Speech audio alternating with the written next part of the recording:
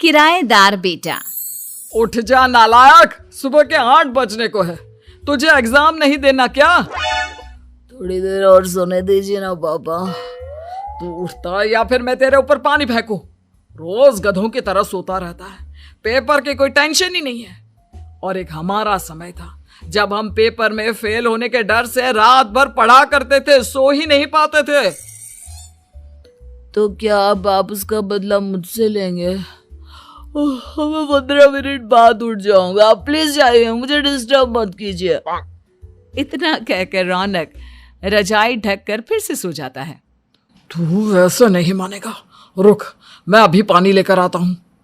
बस फिर क्या था, इतना कहकर वो भागते हुए बाथरूम में जाते हैं और पानी की एक बड़ी सी बाल्टी लाकर रौनक के ऊपर फेंक देते हैं। पानी पड़ते ही रौनक झट से उठ जाता है। ये आपने क्या किया पापा? अब तो उठेगा नहीं तो यही करना पड़ेगा ना।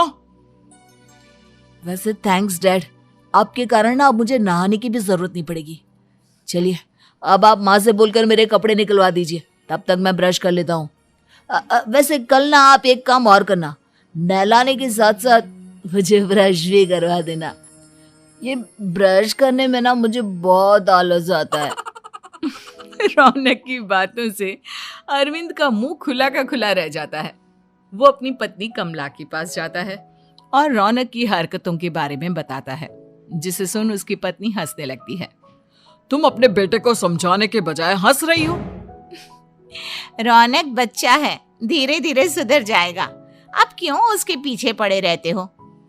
अभी नहीं सुधरेगा तो कब सुधरेगा? 10वीं क्लास में है रौनक, वो अब कोई बच्चा नहीं रहा। अरविंद की इतना बोलते ही वहां रौनक भी आ जाता है। क्या डैड, मैंने आपको एक काम दिया था, वो भी नहीं हुआ आपसे। अरे क्या हुआ बेटा?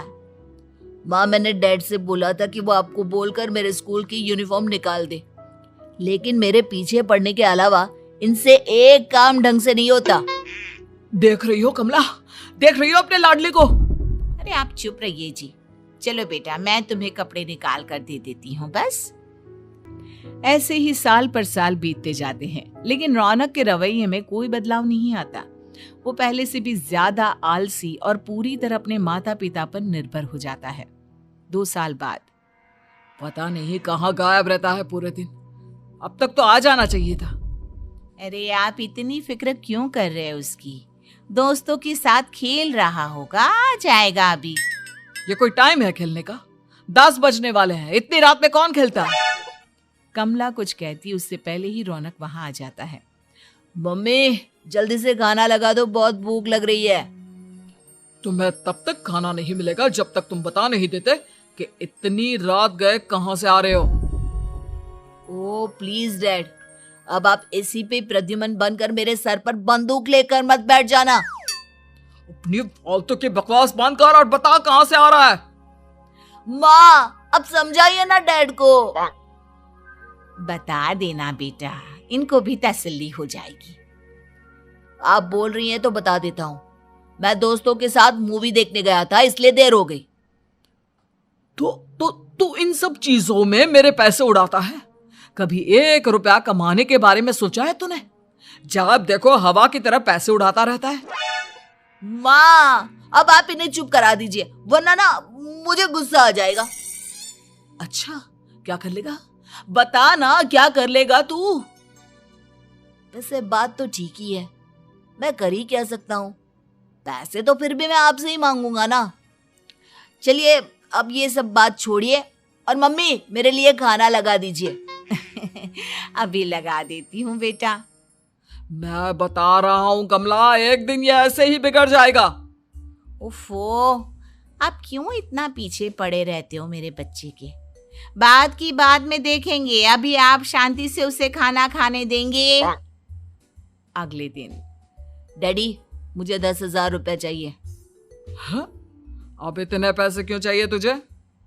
डैड आप बिना सवाल किए कभी पैसे नहीं दे सकते क्या?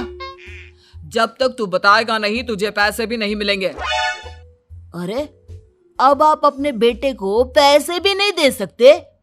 नालायक, तेरी उम्र के लोग नौकरी करते हैं और एक तू है जो नौकरी करने का नाम ही नहीं लेता कभी। आप लोगों के होते हुए भला मैं नौकरी क्यों करूं?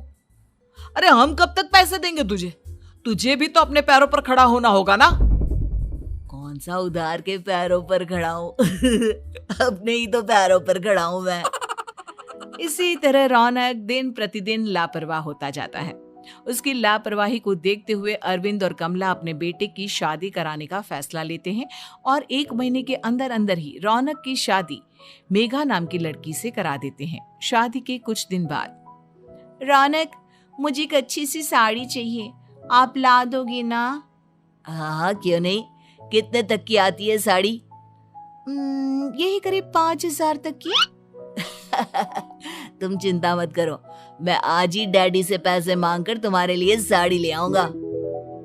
आप कब तक ऐसे ही अपने पापा से पैसे मांगते रहेंगी? कोई अच्छी सी नौकरी क्यों नहीं कर लेते आप? अरे डैड के होते हुए मुझे नौकरी करने की जरूरत ही क्या है? पर आप ऐसे कब तक उनसे पैसे मांगते रहेंगे? कुछ आपको अपने दम पर भी तो करना होगा ना। अब तुम भी बाकी लोगों की तरह मुझे ज्ञान देना शुरू मत कर देना। साड़ी चाहिए ना तुम्हें, मिल जाएगी बस। इतना कहकर रौनक अपने पिता से पैसे मांगने चला जाता है। डैडी, मुझे 5,000 रुपया चाहिए। अब 5,000 क्यों चाहिए तुझे? वो मेघा को साड़ी चाहिए थी। अरविंद आगे बिना कुछ कहे चुपचाप उसे पैसे निकाल कर दे देता है। कुछ दिन बाद, तुम्हें नहीं लगता कमला, रौनक हम पर पहले से भी ज्यादा डिपेंड हो गया है? मुझे तो अब उसके भविष्य की चिंता होने लगी है। कल को हमें कुछ हो गया तो वो क्या करेगा? काश तुमने पहले ये सोच लिया होता तो आज हमारा बेटा इतना लापरवाह नहीं होता। तब मुझे कहाँ पता था कि मेरा लाड प्यार उसे इतना बिगाड़ देगा कि वो इस हद तक लापरवाह बन जाएगा। कोई बात नहीं, अभी भी देर नहीं हुई। मुझे पता है उसे कैसे सुधारा जा सकता है। कैसे? अरविंद कुछ कहता उससे पहले रौनक वहां आ जाता है और पैसों के लिए हाथ फैलाने लगता है।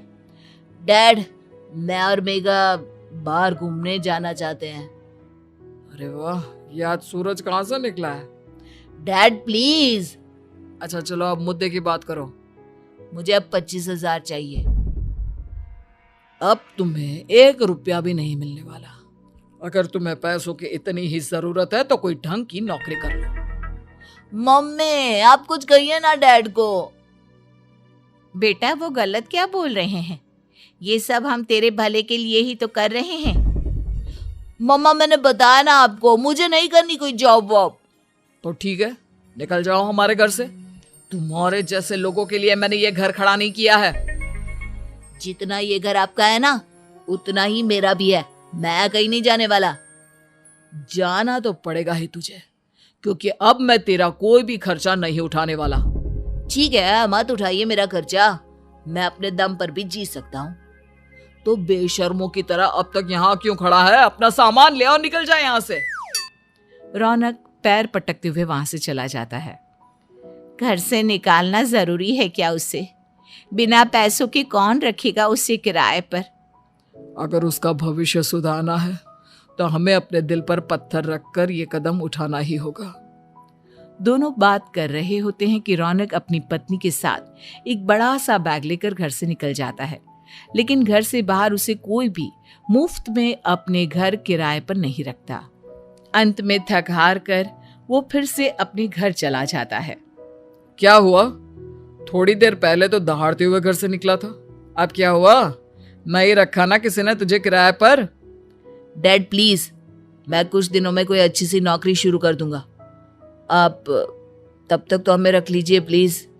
सुबह से रात हो चुकी है लेकिन कोई हमें रखने को राजी नहीं है। अब आप ही बताइए, इतनी रात को मैं मेघा को लेकर कहाँ जाऊंगा? ठीक है ठीक है, बहू की वजह से मैं तुझे घर पर रख रहा हूँ, लेकिन तू इस घर में एक बेटे की नहीं बल्कि एक किराएदार की हैसियत से रहेगा। 3 महीने है तेरे पास। इन 3 महीनों के अंदर अंदर मुझे तेरी पहली तनख्वाह हाथ में चाहिए, समझ गया?